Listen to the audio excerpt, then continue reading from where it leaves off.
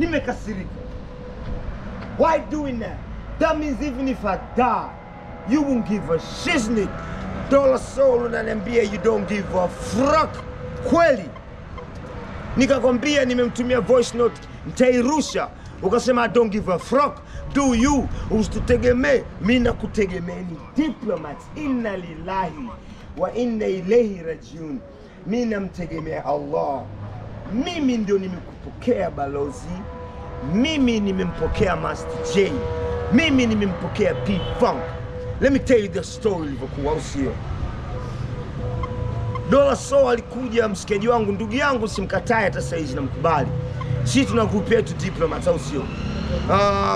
Tulikuwa mimi Stigo, mimi na Philip. Christmas akataka kujoin in. Binili mgeni akawepo na tukawa naye. Stigo naye akawepo, mshikaji wangu, mshikaji wetu tunamjua, good kid, mashallah. No say. Wewe Stigo sasa hivi tajiri, anajenga majumba na post yuko na wanawake sijui. And eti mimi nategemea wao, ningetegemea mimi niko nimeshatoka sasa hivi kutoka ile sanaa wanavyosema wao. Wanafikiri Saigon anababaika na sanaa inamleta shobo Saigon. Afu nazungumza hivyo, alhamdulillah. Allah amenifanya ni kinai na kinaa. Hii sanaa nimekapa.